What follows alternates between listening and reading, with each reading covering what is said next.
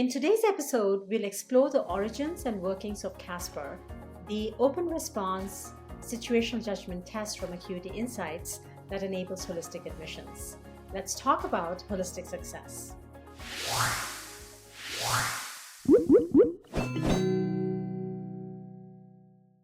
Hi everyone, I'm Anju Visen-Singh, VP of Product and Marketing at Acuity Insights.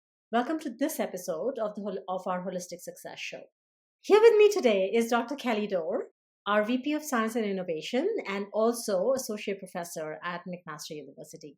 Kelly is a thought leader and international speaker of repute on a variety of higher education topics. Welcome, Kelly. Thank you, Anju. I am so excited to jump into all things Casper today.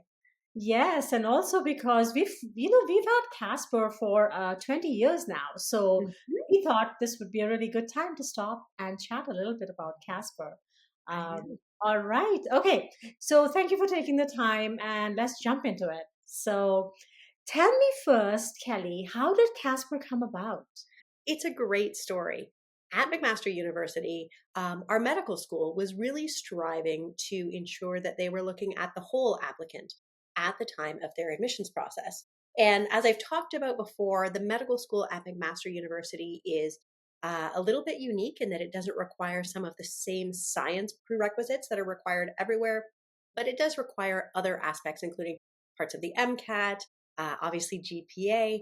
And at that time, back in 2004, they'd actually implemented the multiple mini interview, or MMI. So that was a standardized interview process that they had developed there for medicine, which actually created a much more defensible interview process, which was incredibly exciting because it was a very important part to ensuring that we were bringing folks in who were mission aligned and who were going to do well at the McMaster Medical School.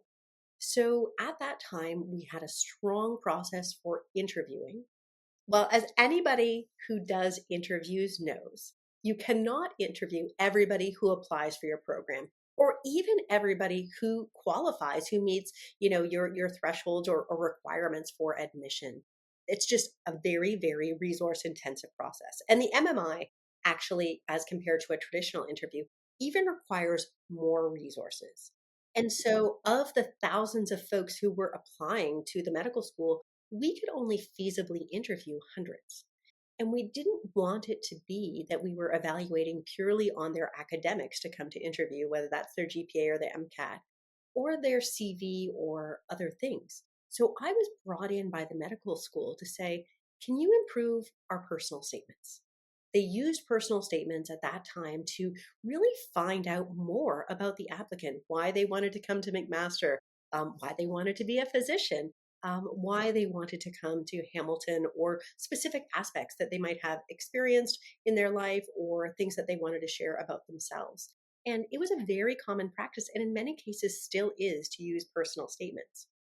The limitation was, and this is of course well before ChatGPT was around, is that the personal statements actually didn't tell us a lot. So they weren't reliable in that they actually didn't tell us, they weren't consistent, meaning they weren't defensible. We couldn't ensure that it was the same information we would get if we asked the question again another time.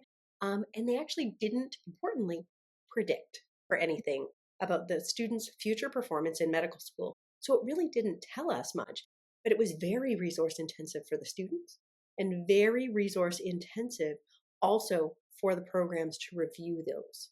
One of the other confounding factors, of course, is that like most schools, we gave students months to complete their personal statements. That meant that they weren't always personal statements. They sometimes ended up being a little bit more like a village statement. Mm-hmm. And I use that term because this is a high stakes application. Whether you're applying to medical school or business school or an engineering program or teacher's education or anything, this is your college or university application or your application to professional school. You're going to have every friend and family member look at that. In the case of our medical school, if they had friends and family members who were even in medical school or who were physicians, they would review it for them, change wording, adapt things. So at the end of the day, it wasn't just a reflection of the student. It was a reflection of the village that they had around them. We also know that there was bias that was in there innately because it gave priority to people maybe who had more health professions terminology in there, who had some of those experiences, even if it was unintended bias. The way those were reviewed didn't really reflect what we wanted. We, in fact, wanted something that was low cost, was low resources for applicants and programs, was accessible, was defensible, predicted future performance, and actually added value. It added to the picture of who that applicant actually is. I use the analogy all the time of adding more pixels into the picture. And so, long story to say that after many efforts to try and adapt the personal statement, trying to change the way that we wrote the questions, trying to change the way we rated it, trying to change many other factors, at the end of the day, it still wasn't telling us about the student, didn't add information into that picture. And so we decided to completely revamp things, looking at the literature of the use of situational judgment tests or SJTs, looking at the literature around professionalism and personal qualities. We decided to do something a little bit different. Most situational judgment tests or SJTs are actually a fixed format. So they'll present a written stem and then they will have prompts with different options on it. Those prompts have been written by subject matter experts, often people in the profession, who list a variety of options or behaviors that you can take. And you're either identifying the most appropriate or ranking them in terms of effectiveness. And what the limitation to that was from our perspective is it didn't capture the complexity of these professionalism situations. When we're measuring knowledge, oftentimes there's a single right answer. Yes. But with these professionalisms, we weren't getting there. And so we chose a different format, which I think really added to the richness. And that's where, we can talk about the outcomes data later on, but we're getting that reliability. We're getting that predictive validity. We're getting that defensibility. We're getting that ability to be accessible anywhere. I mean, we were online in 2010, which is a rare feat for a test at that point in time. But that also allowed us to create accessible costing prices and creating a format that really decreased the resources for the programs and for the applicants while still creating that really valuable piece of information that allowed students to showcase who they were from a personal and professional quality side. What an amazing journey. And I think there's that whole piece around qualitative information about people, which is not absolute, which is not the same for everyone. And so, I'm assuming there's a lot of psychometric rigor and scientific rigor, also research around all of that was done before the university was ready to say yes. Oh, and yeah, and you as one of the people leading this whole initiative was ready to say, yeah, I think we feel like we have something that will really reliably and fairly judge people. Um, Absolutely. So if you remember the time frame I just mentioned, we started work on this in 2004, late 2004, 2005, and it didn't get used at the medical school until 2010. And yes. the reason for that is we did so much research and work to look at the format, to look at the psychometrics, meaning, what does the data around this tell us? How does it perform relative to the other information that we already have? Does it add to the picture or is it, data information that we already have? Is it measuring something like that GPA is telling us? We wouldn't want that. We want it to be an independent measure. We want it to have limited bias that we're adding into the process. We want it to have all of these things. And whenever you're implementing something, anybody who works in academics will back me up here. It takes a little while for academia to change. And so it's not an overnight thing by any means. We had research grants. We were lucky enough to apply for and receive peer reviewed research grants from the Medical Council of Canada and the National Board of Medical Examiners, or NBME, their Stemler Fund, both of which are very, very prestigious medical education grants. We're very fortunate to receive those. And they actually supported a lot of the research and background information that we needed to collect before we would even consider using a test like this. if we were going to replace something that already existed, that being the personal statements, we had to replace it with something that was so much stronger and had so much more evidence that it was obvious to the executive committees and decision makers at the university that this was the right thing to do. So while we were building it, we were thinking we were building a tool for McMaster. We were trying to develop something to solve the problem at McMaster. And so our primary concern was trying to understand the data and understand the information around, could this be a better replacement for McMaster University's medical school as compared to the personal statement? So that involved a lot of work digging into it, but also, a lot of interesting research across the entire admissions piece. I want to give huge kudos to the entire team that was involved in this. The entire McMaster admissions team at that time was engaged in this, engaged in making sure we were doing it. We, obviously had ethics approval to do this. We had the grants approval to do this research. And it was a lot of fun to develop this and to build something that we thought could actually make a meaningful impact into the next generation of future physicians. So, Kelly, it sounds like a lot of work. It took a lot of time. There was a team of researchers that was working on it. To me, it almost sounds like maybe the one of the solutions could have been that you actually removed the personal statements because there were issues of reliability and validity there. Why didn't the university just do that? I think that's a great question. And the answer is really we wanted to hold true to holistic admissions. Because at the end of the day, we know somebody who is an excellent physician is not just somebody who has a lot of knowledge or technical skills, but the literature shows that patient outcomes are better when physicians have strong communication skills, when they have strong teamwork skills, advocacy, leadership, resiliency, ability to deal with ambiguity, all of those other factors in what they're trying, who they are and who they show up as a physician. And so thinking about that excellence as a physician, which is represented in, frameworks, whether it's the ACGME in the United States, the Good Doctor framework in the UK, or CanMeds in Canada, they all say that it's more than just knowledge and technical skills that make an excellent physician. So at the medical school, we said, academics absolutely are important. So it wasn't that we should not use the GPA or not use the port MCAT in that sense, but that we needed more. And the problem was with the interview, as I mentioned, while we had thousands of applicants, we could only feasibly interview hundreds. And the reality is for some schools, it's an even maybe even smaller number. So what we needed to do is make sure we were using a holistic process to move from the thousands of applicants to those who we could feasibly interview.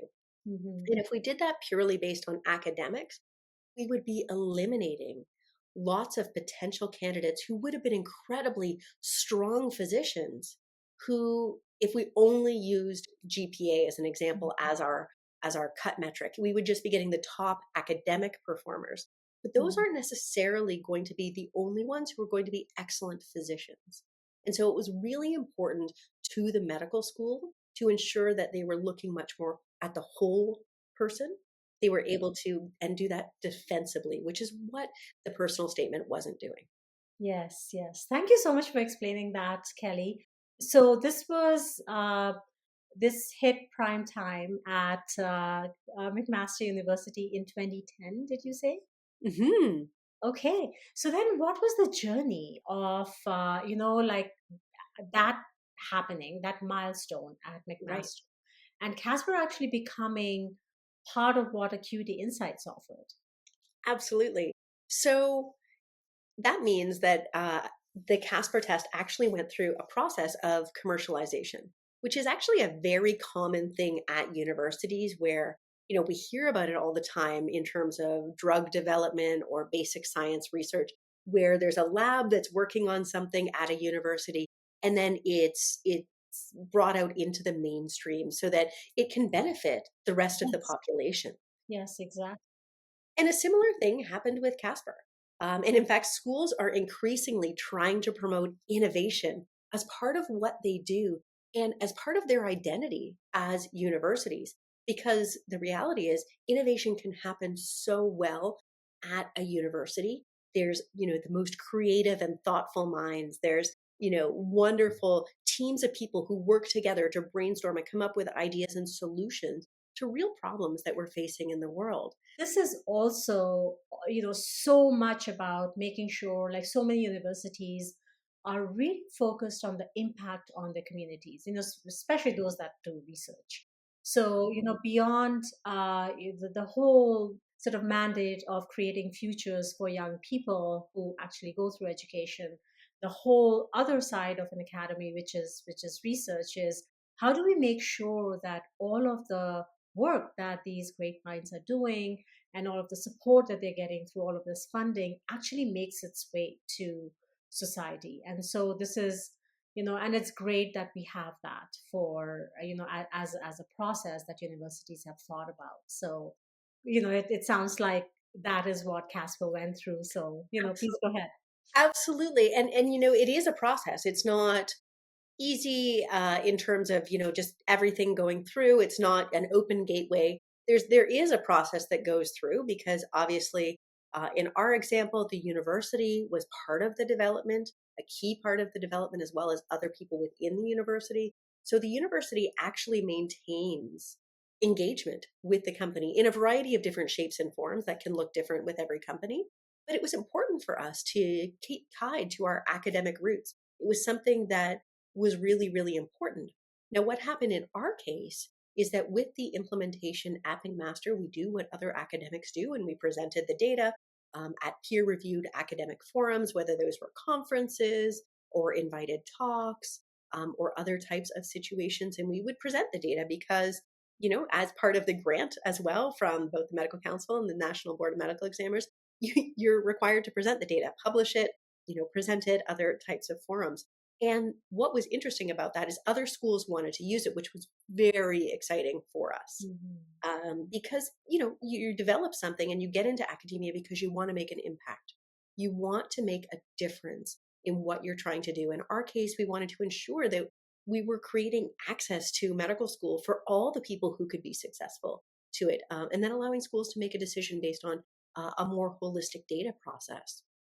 So when other programs wanted to use it, that's when we began conversations with the university to say, what would this even look like? And the university struck up their process to determine, because part of their problem is that McMaster couldn't run, they are great at innovation, but they can't run, sort of in these types of operations. It would always get put to the side of somebody's desk. This is, anybody who is in academia is hearing me when I say this, they're like, oh yeah, and can you do this on the side? So could you run Casper on the side, including creating content and figuring out the rating process and all of those things? And it's a lot. Plus, if other programs wanted to use Casper, that meant their admissions data would come to McMaster. And you can imagine that that would feel a little bit strange for some of the other universities to be sending their admissions data through another university. So true. So true.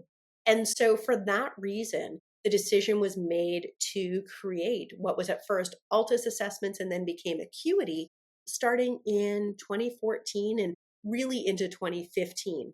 So it took a little while. It wasn't something that we rushed in the sense of wanting to make sure that we followed all of the processes that we could do for the institution and for making sure that we were doing the rollout properly. So all of those sort of governances were in place. But at the end of the day, it was really exciting with our first non-McMaster schools coming on board in 2015. So, all right. So, I'm also curious about, there was a way in which Casper was constituted back in 2010 when it first made its appearance. How does it work today? Yes. This is one of the things I love the most, I think, about Casper. I loved the initial development and the building of it and the creativity. But I think one of the great things is that the creativity has never stopped. The evolution of what Casper looks like today has continuously been informed by research, by data, both from our partners as well as our internal data. And that's been such a critically important thing. And that meant the what it looked like in 2010 when we first used it looks definitely very different from what it looks like today. And part of that is being able to scale it. You couldn't have it, looking like it did in 2010 to today, where we offer it, and it's been written in over 170 countries. Applicants from over 170 countries have written the test and submitted their results, which is really, really exciting. But also the scale size. We were processing 5,000 students through Casper back then. And, last year we had over 150,000 people write the Casper test. So there's just a level of scale. But the other thing is, how do we make it easier for the applicants, easier for the program, and make the data better and stronger every year? Coming from a university with our roots in a university, have an incredibly strong research team at Acuity, which is, I just want to give them a huge shout out because they really have such a passion for supporting our applicants, supporting our programs, but really making sure the test is the best it can possibly be. I think there is two mindsets. One, a test should be written and stay the same. But the reality is, if you know better, shouldn't you do better? And if the data is telling you something, you need to evolve the assessment, especially when we're talking about measuring these personal and professional attributes. When we wrote it back in 2010, when we delivered the initial assessment, I can tell you, I always say we were online before online was cool for assessments, but we were at the very edge of technology. So there's been a lot of things that have changed, including, one of the things I'm most proud of is the implementation of video responses. So Casper has always been such a creative assessment in terms of the scenarios themselves were delivered both by video primarily and some text-based scenarios, but the answers were always typed, which made a lot of sense based on bandwidth requirements back in the day. We've tried audio responses as well, but it was very difficult to ensure that we were capturing the right technological quality of them. But there was some data that came out a few years ago that said actually, if you do video based responses, not only is it better for the applicants in terms of their acceptability of the assessment, but also there's data that actually shows you mitigate some of the demographic differences that exist. And I want to preface that by saying these SJTs have smaller differences between groups, whether we're talking about urban or rural or based on male, female, or other attributes than academic measures like GPA, like standardized tests. Mm-hmm. They're already much, much smaller. But what I love about our research team is they said, can we do any better? And it was ensuring that we were creating a fair process for all applicants. We really wanted to say, how do we create something that levels the playing field for everybody applying to medicine or everybody applying to engineering or to nursing or to teachers education, which is so powerful. And so for us, the adding of the video responses was something that we piloted for over 3 years. And that meant that we were ensuring the best quality data. We weren't making rash decisions, but we were making data informed decisions. And one of the great things about it is not only did we see a more leveled playing field across the assessment, but actually our applicants were happier with it too. We were capturing more about them. Some people prefer to type. They want to just type their responses. That's what they're used to. But some people really love to just be able to verbally describe their response. And so by providing both response options, we're actually capturing the best of both worlds there for the applicants themselves too. Yeah, thank you, Kelly, for that. And, I have the good fortune of working with the research team as well and just see their passion and commitment to reliability, validity, making sure we have access to the best research and data to be able to make the test, as rigorous as possible as we go, but also, just better for both the applicants as well as the schools that are receiving the scores from Casper. So while we talk about that, talking about scoring, one of the big questions applicants have is how is Casper rated and scored? And what is the qualification of raters? Could you please shed some light on that? Absolutely. And first of all, I would say if applicants are curious to about anything, we do have a great applicant webinar that goes through this in detail. We also have a webinar that is for programs and advisors as well. So we want to ensure that this information is there and it's transparent and it's accessible for everybody. But let's dig into it a little bit here because it is a really unique approach. And it's also one that we're really, really proud of. We have worked with many people and gotten many different perspectives and feedback on what we're doing. And one of the things that we've heard is that we have incredibly top notch rater training, rater quality assurance, and a rating process. And I've heard that from people who are in charge of licensing exams for medicine as well, that they just really feel that we've developed a robust process because I can tell you back in 2010, when we first said we're going to use human raters, well, we did this before, obviously, when we were doing the research, there were a lot of people who said, well, that's not feasible. And as we went to move out into a company, there were people who thought that's not scalable. But really, we have developed such a robust process. And let me talk a little bit about who these raters are. The raters are people that come from your community. So if I'm applying to a Canadian nursing program, these are Canadian raters.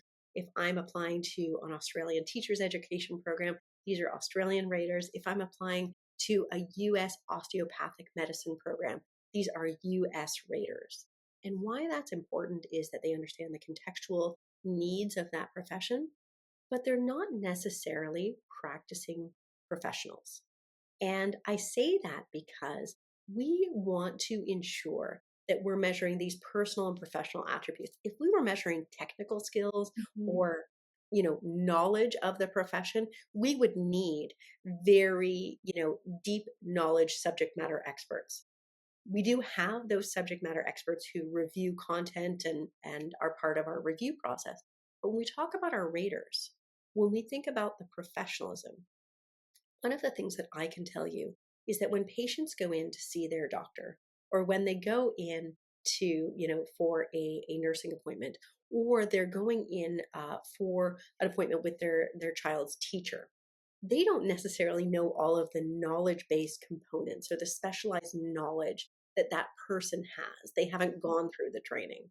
But what they can assess is the personal and professional characteristics of that person. And as I talked about earlier, we wanted to make sure that the Casper test didn't overlap with that test of knowledge, with those existing measures that we have of knowledge or technical skills. We wanted it to be an independent measure of these personal and professional attributes. And that means we could get professionals and lay people combined and train them to assess the personal and professional attributes of the response. There is a very rigorous process that is wrapped around that, including onboarding, where including they actually have to complete a Casper test themselves so that they can see what it's like. But we bring in these raters who go through training, they go through vetting, they actually have to do rating on closed past responses before they actually go and do any rating on live tests. And that's a very important thing for us to make sure that they're actually ready to rate. And then, of course, we have a ton of quality assurance metrics that are done on the raters as they're going through the test. What that means, though, and we've been able to look at the data, is that our rater performance is incredibly high. The quality of the ratings that we're getting is unsurpassed by almost any other assessments that I know that go into this level of depth and complexity. But I want to talk about another piece of rating that I think is really important with human raters. There is something called a halo effect, which is a first impression bias that people can get. So imagine, Anju, you're coming into an interview with me, and I've got a list of 10 questions for you. And on the first question, maybe you're a little nervous, you kind of trip over your words a little bit, you maybe don't get it quite right. That unconsciously creates an impression in my mind. And so even if you do stellar on the other questions, I'm not going to rate you necessarily as high as I might do if you hit it off strongly from the start. And that's a really important thing because we want to make sure that it's not just one question that's influencing what your score is on this test. Mhm. And so the way the rating works on Casper is that there is a unique rater for each scenario that you're completing. Which means if you feel that you stumbled over scenario 4 a little bit because, maybe something was happening, maybe you misread the question, maybe you just really didn't feel strongly about the way you responded to that, you get a fresh start in the next scenario. That rater who is evaluating that question won't see you again through all of the other scenarios that you're completing, which means not only do you get a fresh start, but there is a unique impression or scoring that's done for each scenario. And that is an important factor as we're going through the process because the Casper score is actually comprised of multiple unique impressions. And that allows us to leverage the power of the diverse raters that we have in terms of each of them having their own unique impression and adding to the overall score of how you've done. We know from the literature and from the data that that is the most robust way to do rating to ensure not only the defensibility of the scores, but also the fairness for the applicants themselves. The next thing I wanted to come to is, with rating and all of that stuff, is that we Mhm. provide quartiles to students. While, some of them have said that they would prefer a score, just because it calibrates to other, other type of scores that they get. Mhm. Um, are there plans to provide a score in the coming future? Anju, that's a great question. The answer is we want to make sure that we're supporting students throughout this entire process and looking for ways to support them better. And I think it's important to understand what a quartile is and maybe what they're calibrating against. I think in many cases, they're calibrating maybe compared to a GPA or a standardized test score, whether that's an MCAT score or a GRE score or an SAT score or something like that, which are often used as cut scores, which is a little bit different, where you must have a score above this number in order to be eligible. And a quartile is a little bit different.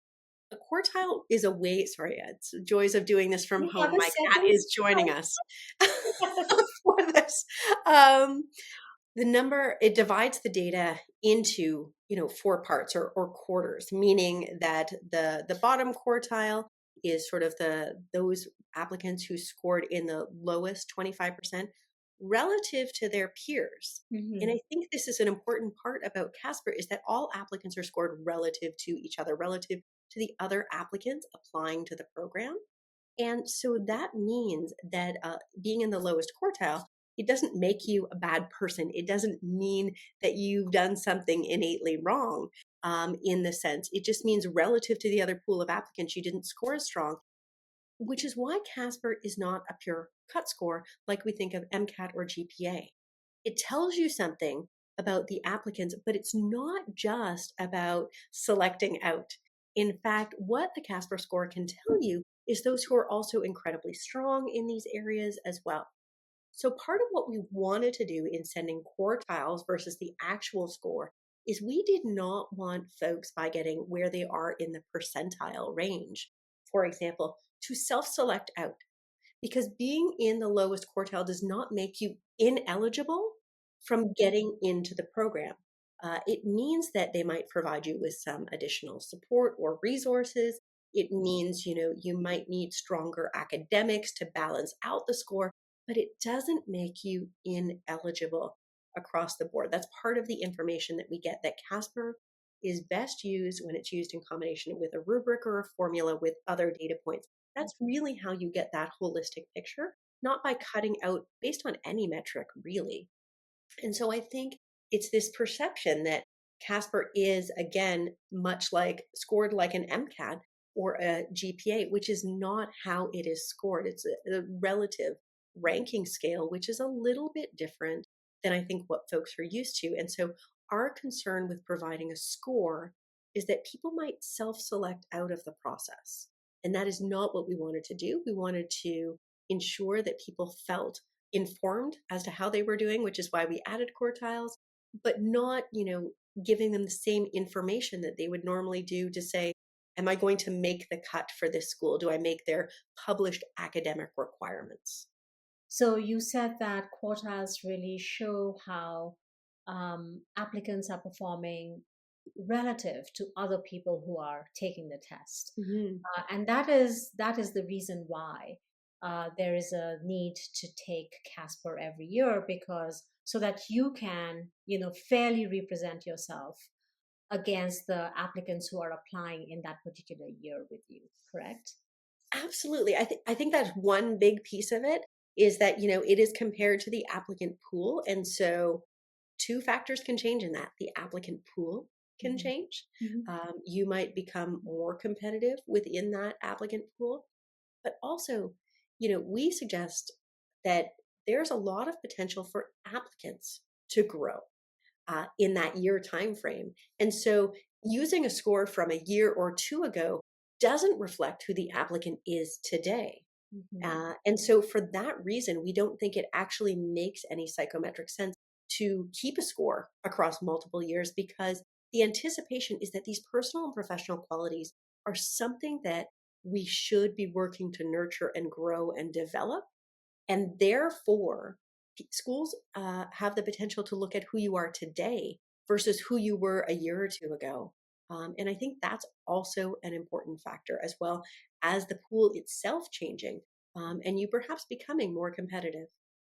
Yeah, and then when you compare that with knowledge-based tests like MCAT or GRE, or any of those standardized tests that are based on knowledge, where there's an absolute type of answer, right, to a question. This is because this is about judgment, and it evolves over time based on your experiences and your exposure and stuff like that to different things. It is, it's actually advantageous, and it's fair to capture you in that, in that a snapshot of growth. Absolutely. Absolutely. I think that is so important, because part of what I fundamentally believe is creating a growth mindset around these attributes, these durable skills, as we talk about them, whether that or non-cognitive or soft skills, depending on the term you use.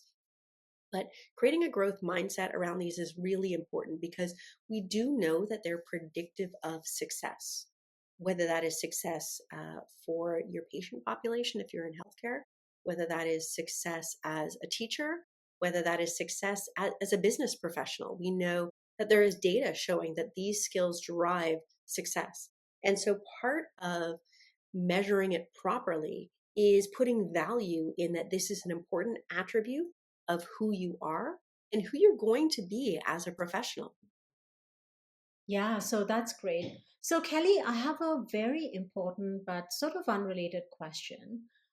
Based on the guest that just joined us from your end, are you a cat person or are you a dog person? Great question. I feel like I'm an equal opportunity animal person uh, because I do have two cats.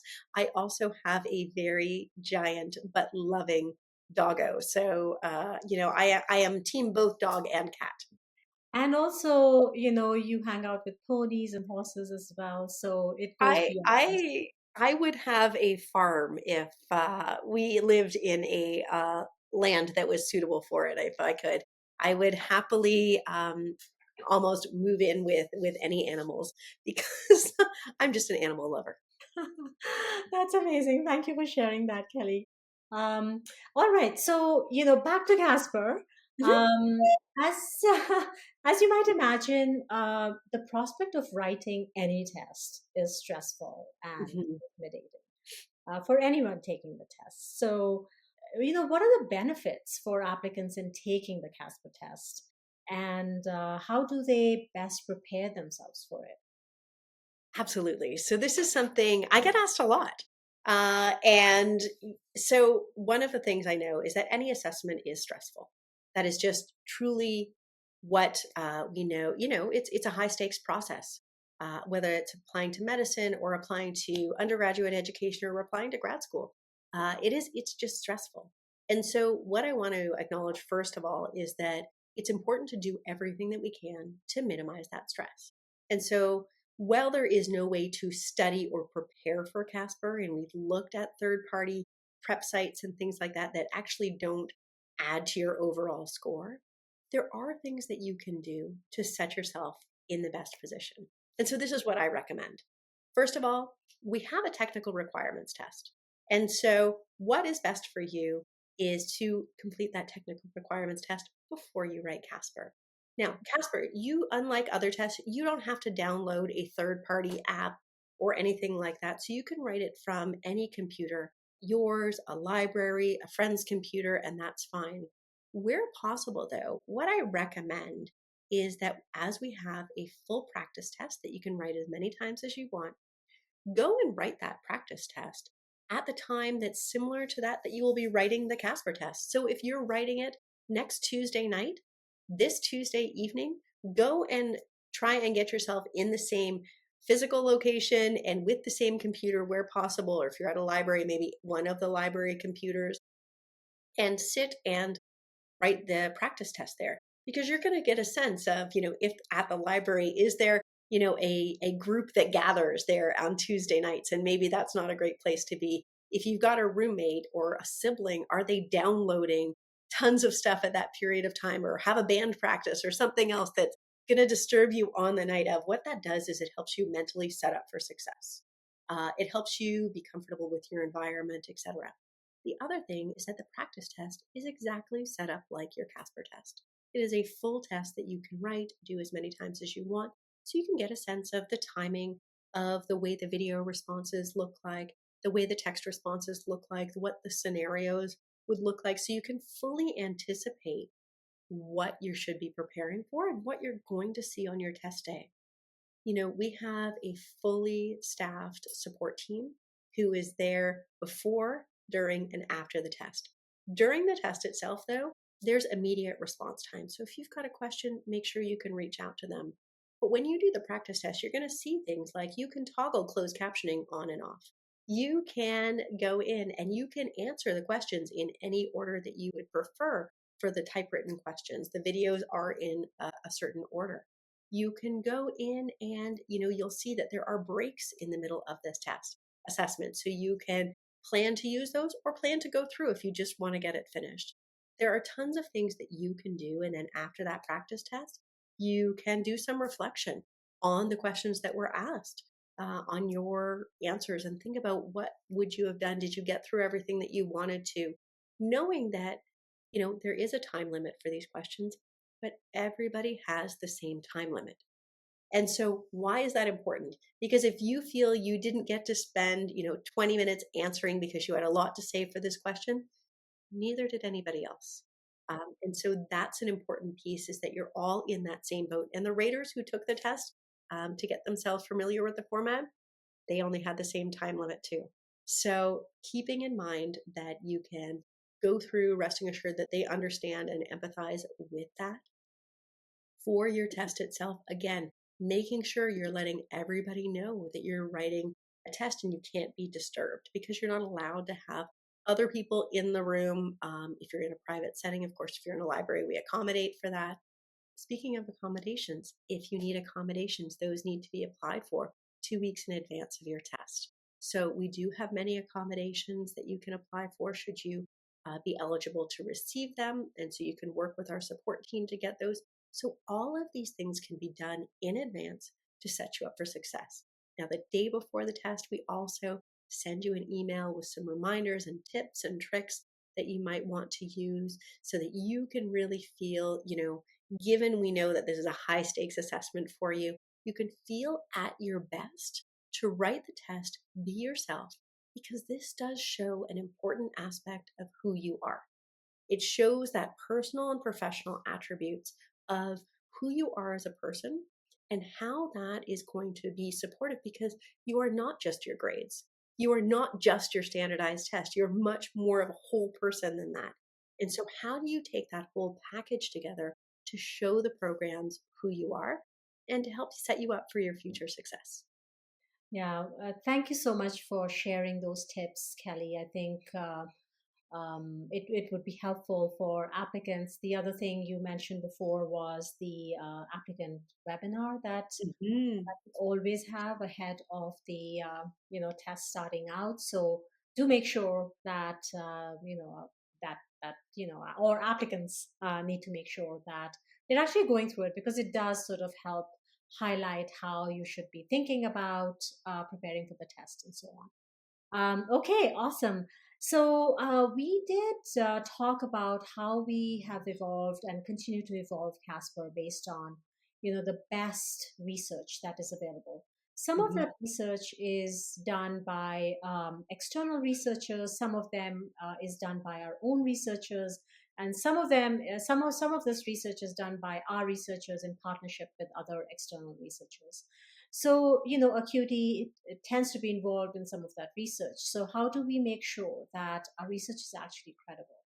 Great question, Anju. I think this is, an important question for all of us to think about. Casper test evolves based on data-driven changes. Obviously, feedback as well, but a lot based on the data.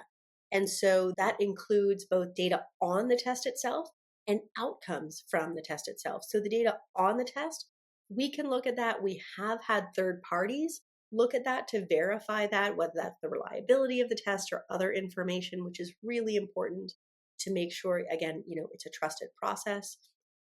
But in terms of the outcomes data, it is done oftentimes with third parties because we need school outcomes. But we sometimes participate in that because, in their words, nobody knows the Casper test and what it's supposed to do like Acuity. And so our research team will get engaged and involved. And sometimes that's, co-mentoring a student. Sometimes it's in working with the researchers at the universities or other institutions. But that's all done obviously under research ethics approval. It's done through transparency. It's done through clear collaboration because obviously universities want to make sure that any data that they're publishing is fair and it's rigorous and it's been reviewed, et cetera. And so that's a really important part of what we do. We are going under constant quality assurance and quality improvement to both make sure that the test that we're delivering, as well as the future vision of the test, is rigorous. And that can look like things like rigorous content development, subject matter experts coming in, subject matter external experts reviewing our accommodations process, reviewing our radar training process, giving us feedback and clear direction as to, if there were things that they would change. Oftentimes we're hearing rave reviews from folks because we do put so much time and effort and passion through, our Casper and assessments team to build and develop that. When we're working with partner institutions looking at outcomes, again, those are research driven through ethics board or internal review board approvals. They also then are often submitted for either publication or presentation through peer reviewed processes as well. So that data is vetted and reviewed in terms of before it's presented anywhere, which is a really important part of any industry and academia collaboration. But what I want to impart here is that it is important to have industry and academia collaboration because they have different roles, they have different strengths. And when they partner together, it is for the best outcome of the community, of the goals that they're trying to do. At Acuity, we are a very mission driven organization and purpose driven organization. And that means we want to deliver the best quality support to our programs and to our applicants and to our students.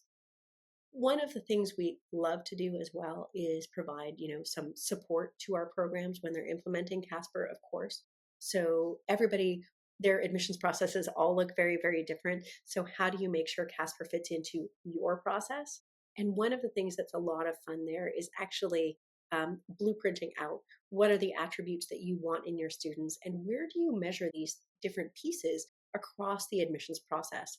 There's work that we've done with a few universities in that vein. And it's been very, very helpful to ensure that they're getting the best data out of Casper, but it also allows them to look at their entire admissions process as a whole and understand what value is coming from each part of their admissions process. So while it is important to understand and study each individual assessment or data piece that you're using in terms of its defensibility, its value and prediction, and its fairness, you also need to look at your process as a whole because we are doing holistic admissions or looking much more at the whole applicant. So how do you also piece it together and look at the whole process? So that is something we often do with our programs as well because looking at one data point alone is sometimes not enough because you're putting it together with other pieces as well. So lots of things we can do.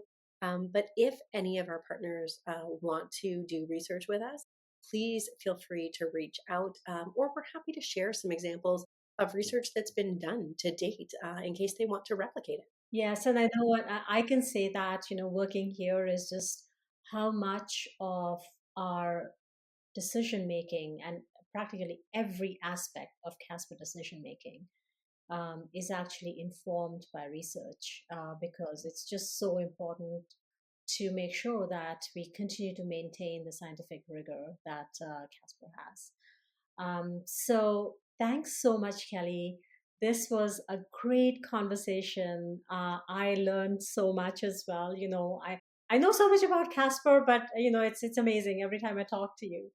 I learn so much more. So I hope our guests or our audiences are going to find this eye opening as well. And also, thanks for walking down the memory lane with me. It was just so fascinating.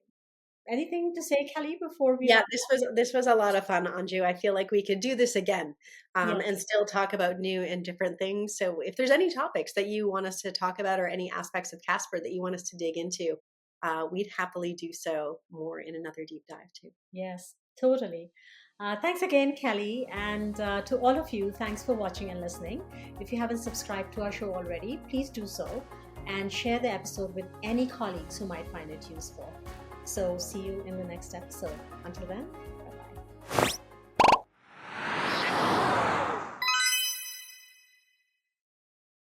If you enjoyed this episode of the Holistic Success Show, please be sure to check out our other episodes. We have episodes coming out regularly all the time, so please be sure to subscribe so that you can stay up to date on all things related to student and program success in higher education.